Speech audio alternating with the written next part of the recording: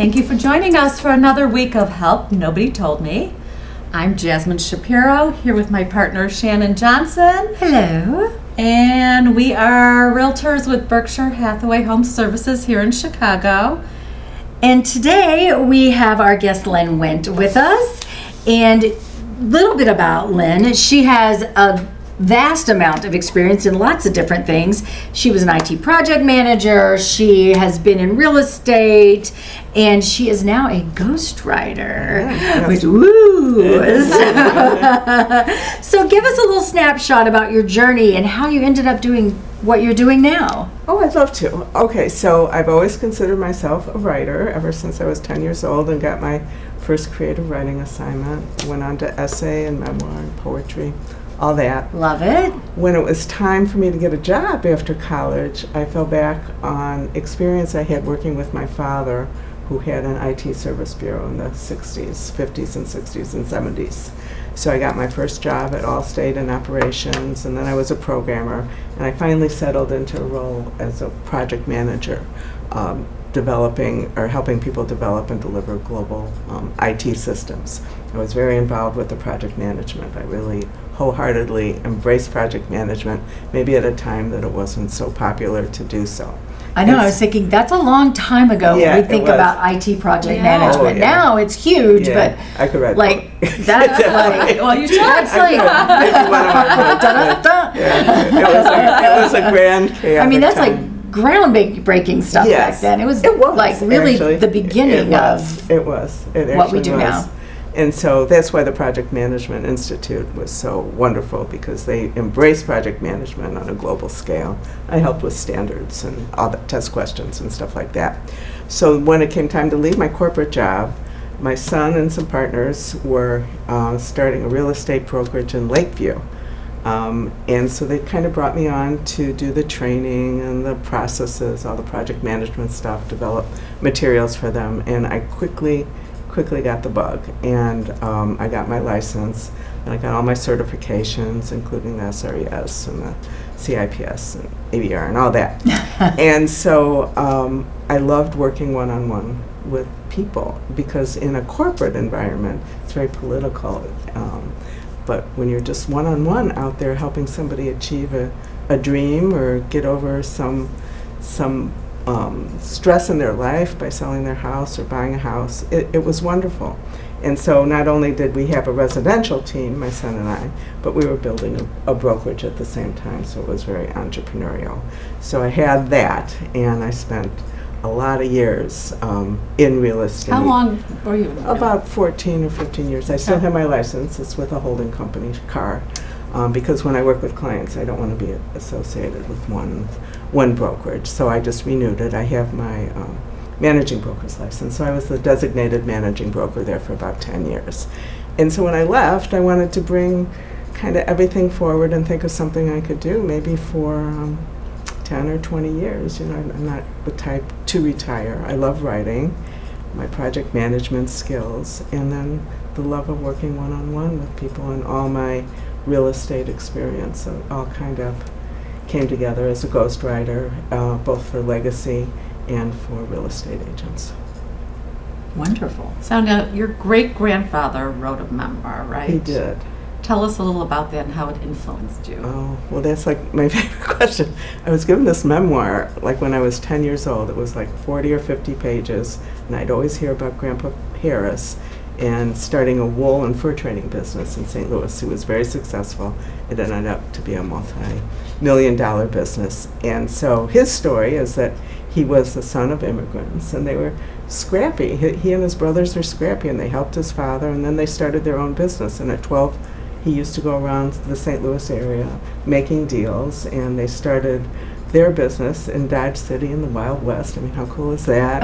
And then he wrote it kind of altruistic, because he was retiring at 70, and he wanted to pass along all that he knew, and he knew a lot to men at that time coming up in the business. But he sprinkled the memoir with these warm family stories, you know, I hadn't really met most of those people. Talked about 14 grandchildren at the table, but his values were so great, entrepreneurial values, and we have a lot of entrepreneurial experiences in our family. So every decade, I would pick up this memoir and it would have different meaning, but in my 60s and 70s, it has really resonated with me, the importance, because if I'm one of 100 great-great-great-grandchildren or whatever there is, and it's influenced me so much, just imagine if he had published the book and others could read it too. And I think the coolest story is that when he was 70, he wrote this memoir and he felt he wasn't done, and so he wanted another iteration of the business. His brother had passed away, so his sons wanted nothing to do with the business, so he started with 4 daughters in the 1940s, his 4 adult daughters, and that was he progressive. started a business. And so I had met them, and I just thought they were these eccentric old ladies in my 20s, but now I so regret it. And that's the point of Legacy. I regret not having the foresight to talk to them. Of course I wouldn't at 20, what's it like to be a woman in business and all that stuff. I wouldn't have known what to ask, but I think that's a lot of it with Legacy. You kind of look back and you think, oh man, I wish I had asked those questions. So yeah, he's been a great influence in my life. Mm-hmm. So why do you believe it's especially important for seniors to document and share their life? I think it's the time to do it. I mean, it's when you're reflecting your life? And it depends on your circumstance. I know when my mother and mother-in-law were in senior centers, I would go and visit, and as you probably know, family members can't come every day to visit, and people are lonely, and they just like to talk about their lives. They have all these wonderful stories to tell. So I think that this it depends on who my clients are, but for seniors, I think this is the time to do it, to kind of reflect and write a story and think of their story and think of their future family members or extended family or people who have done what they've done, who they can influence. It's your story. One story is their legacy. So that's what I believe. Yeah.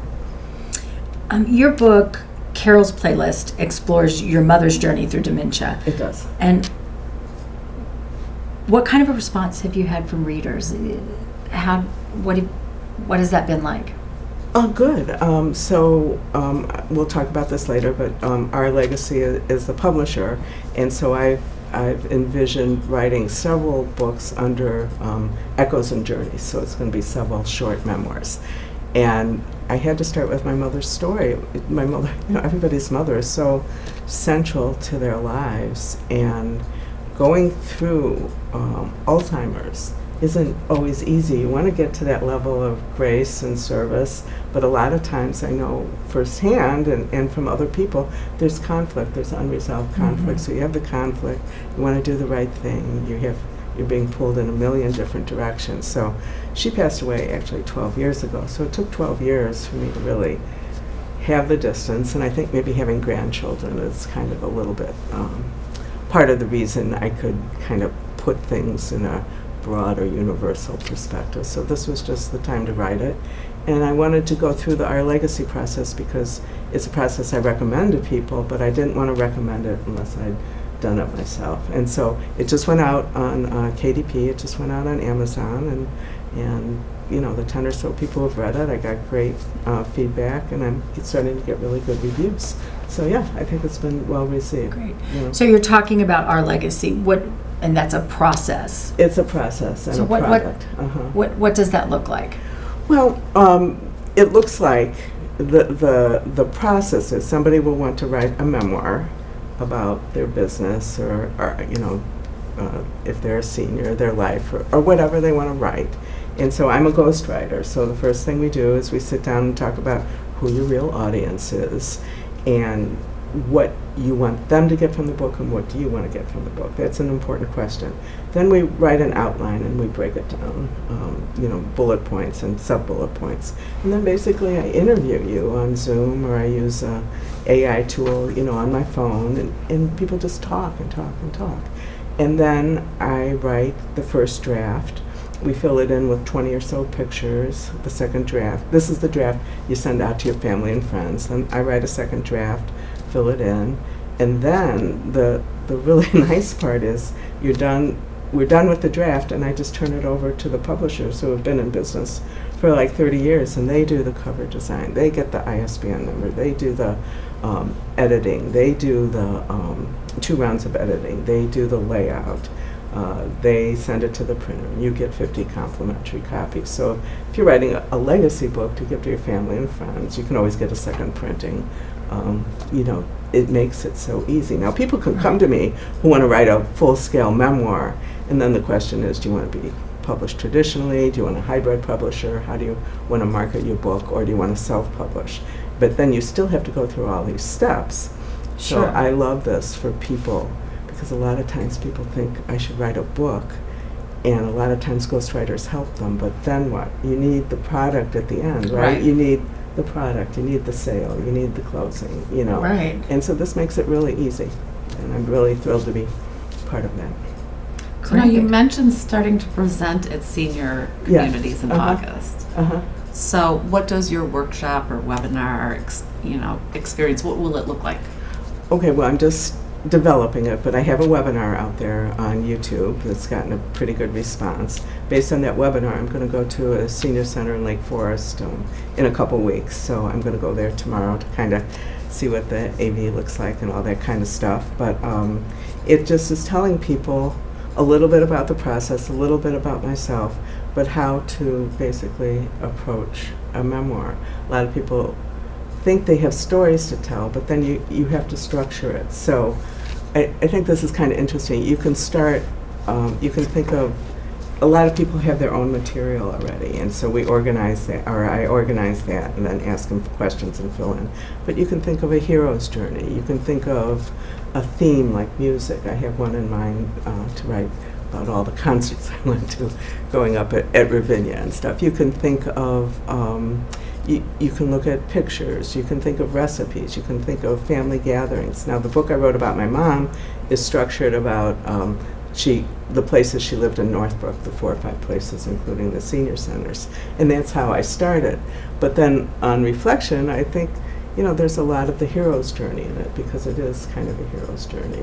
You're thrown out into like a new environment, and you learn something, and you bring it back. So that's how I like to frame it. But you need a start point.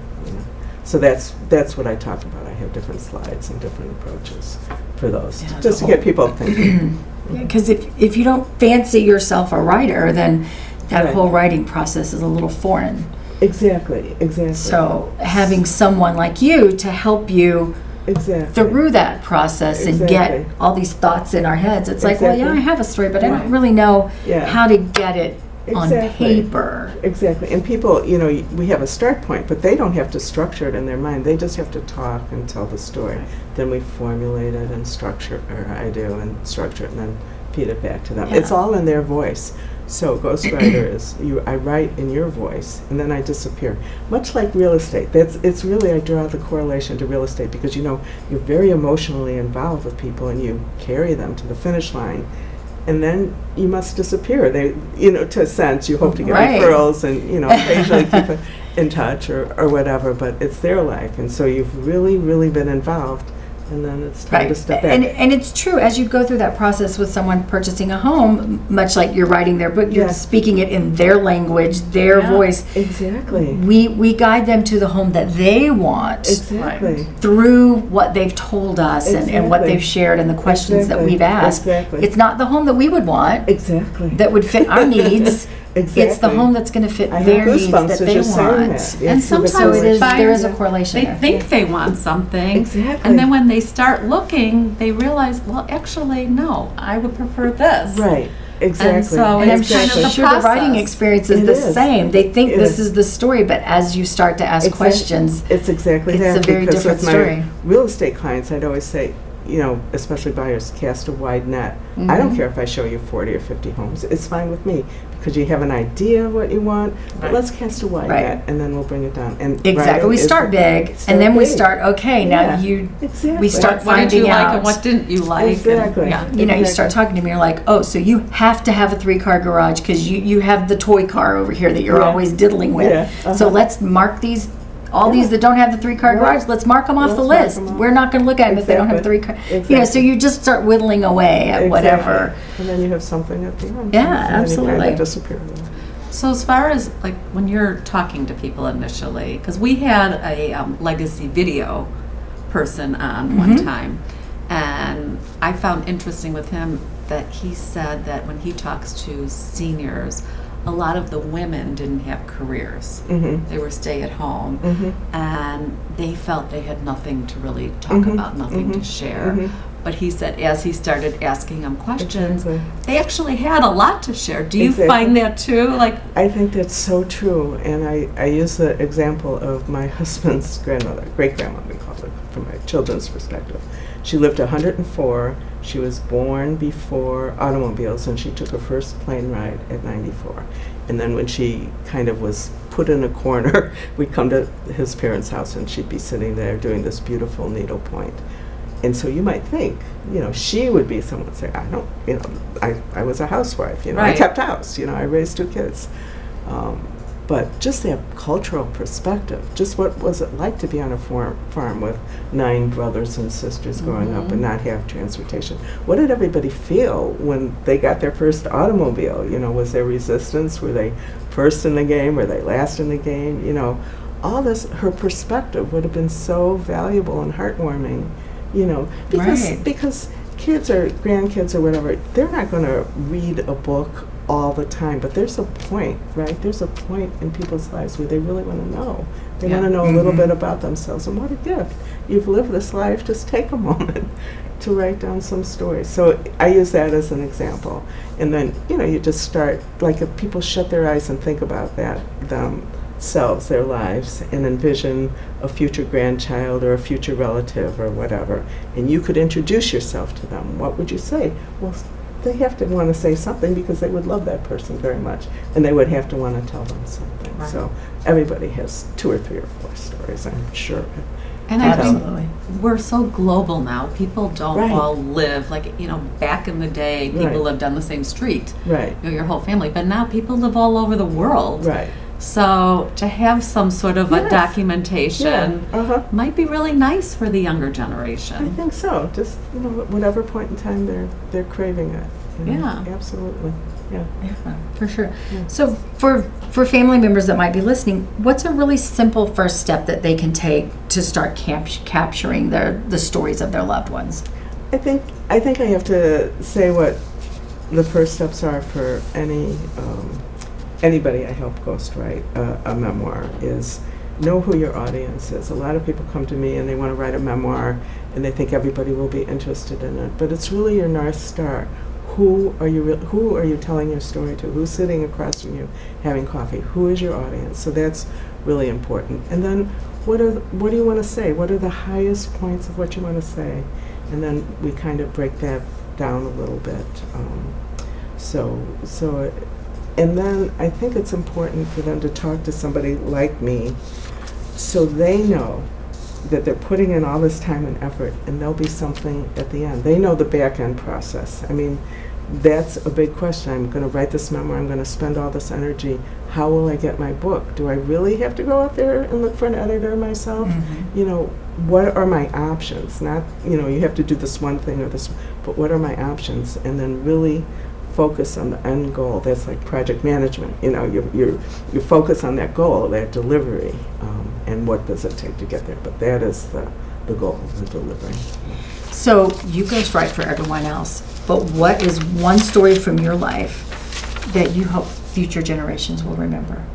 Oh, well, like I said, I'm writing Echoes and Journeys, so I have like 6 books that I want to write about my mother, about my father's business. Well, what about you? About being vegan. I love that I'm a ghostwriter now. I love that. I think of when I got married. I've been married 50 years, and my father invited his uncle, so my grandfather's brother, my grandfather who is long deceased. And so this 90-year-old couple, Lou and Fanny, came to my wedding, and we had a brunch or something before, and my father said to me, or said to them, you know, if you have any stories to tell, Lynn is the one to tell them to. You know, she is our historian. She's going to write them down. Well, I was 24 years old. I was getting married. It was not on my mind. I knew I liked to write, you know, but that was not on my mind. Your dad knew. Your dad knew. Your dad And knew. he shot this arrow into my heart. And now I just love that I'm at a point in my life where I can help people tell their stories their way and leave a legacy. But I love the connection. I love the connection to my father and then his father. You know, I love those connections. They're so important. So I guess that would be it. They are so important. So how can people connect with you and learn more? Obviously, we'll have your contact information on our show notes, but do you want to quickly, like, do you have a website or something you want to, like, call out? Well, I publish content maybe 3 or 4, 5 times a week. I have a website. My company is Empower Writing Services, so you could find that website. There's all sorts of stuff on there. LinkedIn under Lynn Wendt. I publish there all the time and interact with a lot of people. And then I have Empower Writing Services on Instagram and Facebook. And then I also have my personal Instagram and Facebook that I'd love for people to connect to because I'm this very amateur photographer and I love to take pictures of nature. So I publish a picture a day. Fun. And I love for people to... We found out more about her that has to go in her legacy. I love the connections. Yeah. So those are all ways. But message me, you know, is really the best. Awesome. Well, thank you so much for you, being guys. our guest today. We Absolutely. enjoyed learning more Thank about you. ghostwriting. Thank you so and much. about you. I Thank had no idea that, like, just anybody could Anybody can have a story. have a but ghostwriter and Yeah. publish their little book. In You their don't have to voice. be a writer. You That's do not right. have to be a writer. So That's thank right. you guys very much for Thank inviting you. me. Okay. And thank you for joining us today on Help Nobody Told Me. Tune in next week for another episode and like and share.